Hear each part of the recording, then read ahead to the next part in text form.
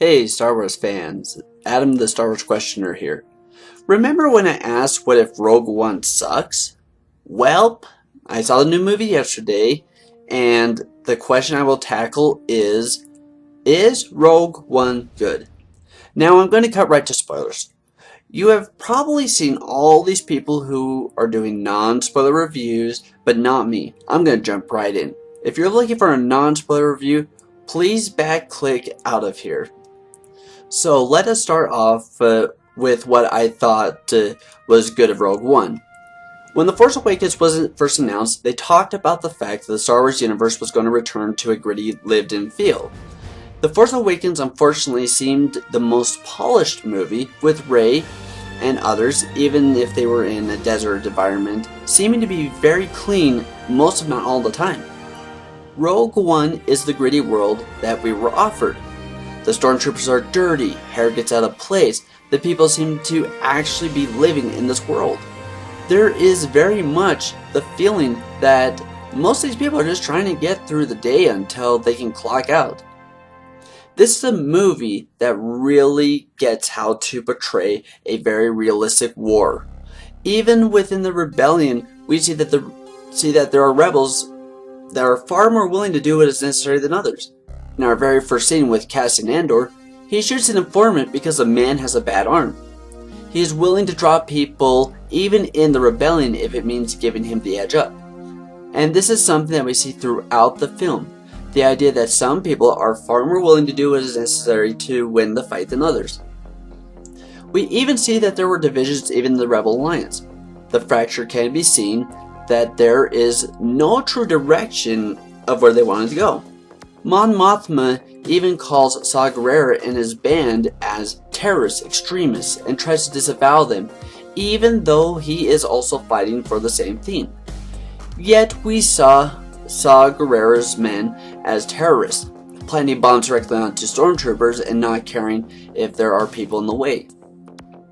Jyn Erso was a delight to watch as she slowly became dedicated to the fight. There was a tad bit of Mary Sueism. Her ability to defeat a whole squad of stormtroopers with a baton was laughable at times.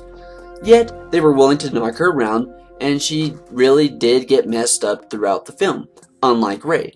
She was battered and bruised. First thing we see is her watching her mother get executed. She gets thrown in jail. She gets smashed so hard by K2SO that she has to lie on the ground stunned. All the characters seem to be real. Donnie Yen's Chirrut Imwe and Wen Zhang's Baz Malbus had the feeling of friends who had been together for a long time with their own in-jokes. When Donnie Yen gets blindfolded by Saw Gerrera's terrorists, he says in real annoyance, "Oh, come on! Seriously, guys? I'm blind!" One thing they get right is scale.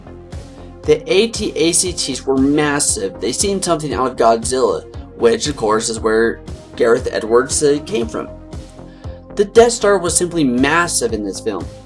You get a real sense of its sheer size. The Death Star, we learn, also has different destruction settings. We learn there is basically a statement, blow up a city, and a manifesto, blow up a planet setting. There seemed to be an almost bizarre evil version of the atomic bombs going off.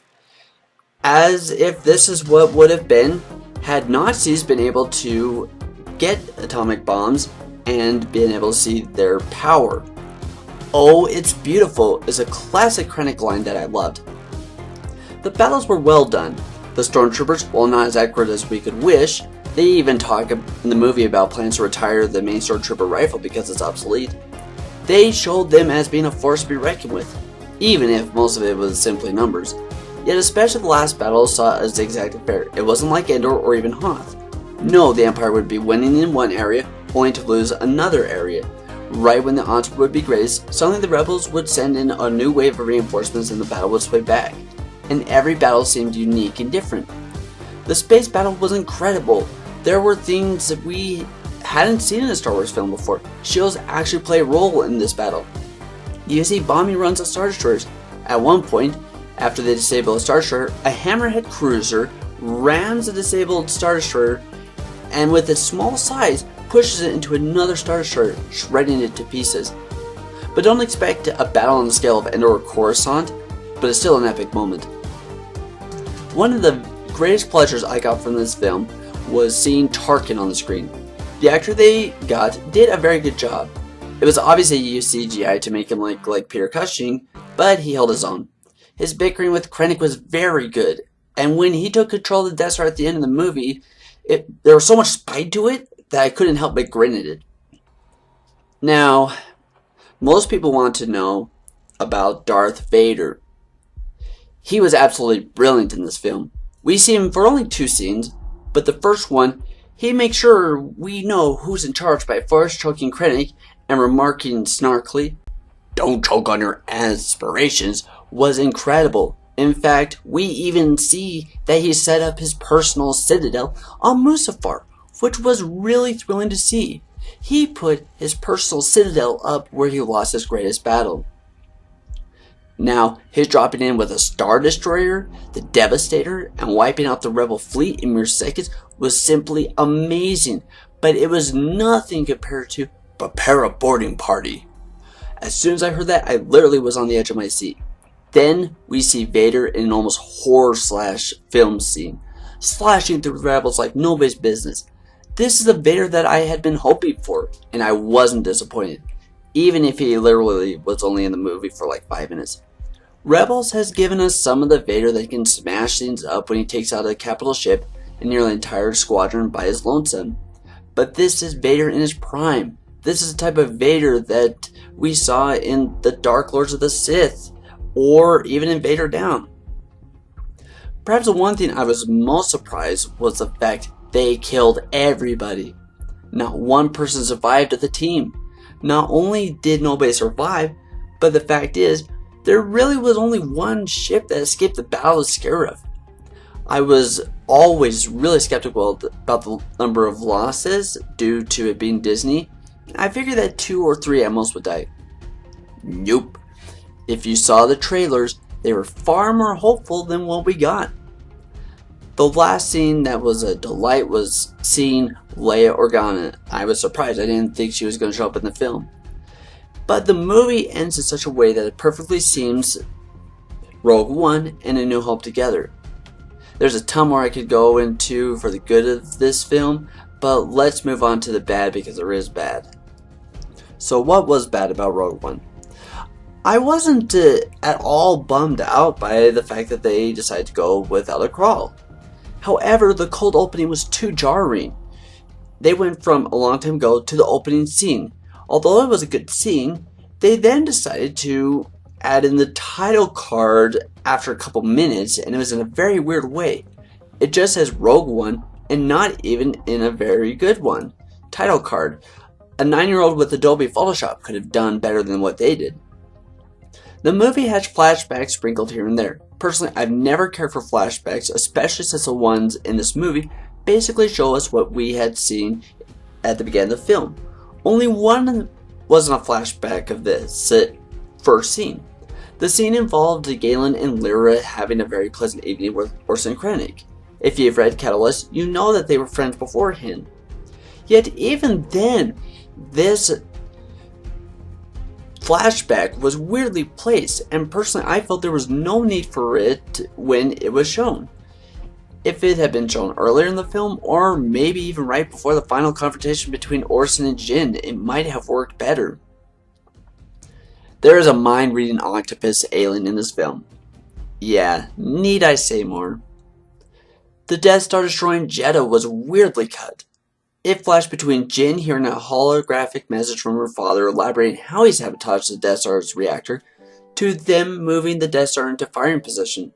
It was weirdly done and lacked any proper gravitas to this scene. Most of the characters of the main group are not simply given enough character development for us to actually care for them. They were literally just there to be there in many cases.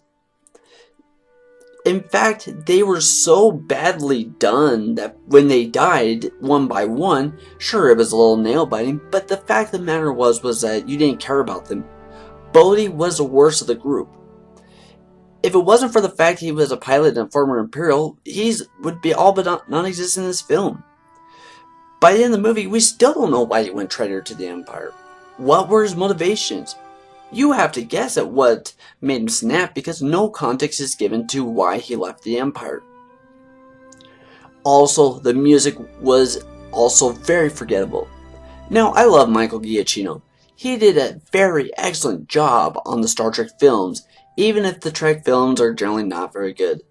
However, they gave him only 3 weeks to do this music. The music really shows this lack of time and that it was a rushed job. I was worried about the music from the scenes we saw on YouTube, and it definitely was warranted. Most of the time, the music just seemed blah. Nothing stood out in the music, and the Imperial March, which should have been all over this film, is almost completely absent in the film. Which makes no sense because this is when the Empire is at its glory. Yeah, this is by far not my most favorite soundtrack I've heard, and will probably be the one that I like the least. So what are my final thoughts on this film? Now, I've heard that people think you get far more out of this film if you're steeped in the Star Wars lore. A person who is not as deeply invested is supposedly going to get less out of this film than someone who was. However, that's not the case. There are a few nice little Easter eggs for those of us who watched Rebels or read Catalyst. Yet someone who is not steeped in the Star Wars mythos can certainly enjoy this film basically as much. The whole morally gray thing people are talking about, it only deals with the rebels. There is nothing that shows the Empire as morally gray. They are bad guys through and through. In fact, the only reason you see any morally gray for the Empire is contrasting their actions with the actions of the rebels. If you were wondering, the ship everyone thought to be the Ghost, it was never called it, and was only seen for a couple seconds on screen. You could pick it up if you're really observant. But there are quite a few Rebel Easter eggs in there. This was a gritty movie that delivered almost everything that I wanted. There were a few themes that should have been changed to be sure to make the film better, but this is most certainly a very welcome addition to the Star Wars universe. It does indeed give us a very promising, albeit dark future for Star Wars anthology films. This is what Force Awakens was promised to us. A very realistic film that had a very good original story. It took us an additional year and a movie later, but we finally got it. My score is 8.5 out of 10 because of the few things that I told you earlier. It is easily my third favorite Star Wars film, right after Empire Strikes Back and Revenge of the Sith. If you guys want to know why that is, I can make another video for you guys. Anyways, hope you guys like this review. Like, subscribe, and leave your comments down below. And as always, if you have questions, ask away because it's how I make the videos for this channel. So have a good weekend and may the Force be with you.